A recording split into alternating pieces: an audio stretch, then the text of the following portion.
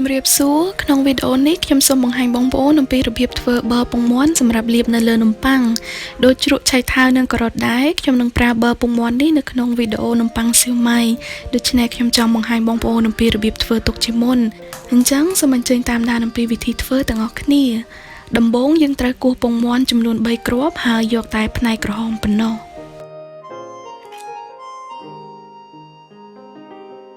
បន្ទាប់មកត្រូវវាយពងមាន់ដោយប្រើម៉ាស៊ីនឬសមស្លាបព្រាឬដងគោះពងមាន់ដោយដៃក៏បានប៉ុន្តែយើងត្រូវប្រើកម្លាំងហើយនៅពេលយូរជាងប្រើម៉ាស៊ីនយើងត្រូវវាយវាឲ្យសព្វរួចចាប់ផ្ដើមដាក់ប្រេងឆាម្ដងមួយស្លាបព្រាពេលដាក់ប្រេងឆាចូលបងប្អូនត្រូវវាយវាឲ្យចូលសព្វសាច់ជាមួយនឹងពងមាន់សិនចាំថែមមួយស្លាបព្រាបាយទៀតរហូតដល់គ្រប់ចំនួន10ស្លាបព្រាបាយ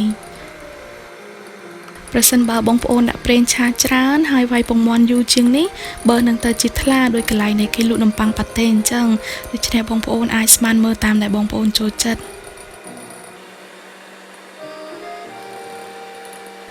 នៅពេលដែលយើងបានដាក់ប្រេងឆាចូលអស់ហើយយើងត្រូវបន្តវាយពងមាន់រហូតដល់តែវាឡើងខាប់បែបនេះរួចហើយសូមដាក់ស្ករមួយស្លាបព្រាបាយឬតិចជាងទៅតាមចំណង់ចំណូលចិត្ត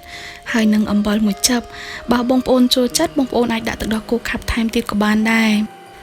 ម្យ៉ាងទៀតប្រសិនបើបងប្អូនចង់ធ្វើប័រពងមាន់ដែលមានរសជាតិប្រៃបងប្អូនមិនចាំបាច់ដាក់ស្ករទេរួចត្រូវវាយរហូតដល់តែវាខាប់ល្មមតាមដែលបងប្អូនចង់បានសម្រាប់ខ្ញុំចូលចិត្តឲ្យវាខាប់ប៉ុណ្ណឹងព្រោះប៉ុណ្ណឹងស្រួលលាបនៅលើនំប៉័ងហើយនៅពេលដែលយើងយកទៅទុកនៅក្នុងទូទឹកកកវានឹងទៅជាខាប់ជាងនឹងតិចទៀតគឺល្មមឆ្ងាញ់តែម្ដងអរគុណច្រើនដែលបានទស្សនាវីដេអូរបស់ខ្ញុំ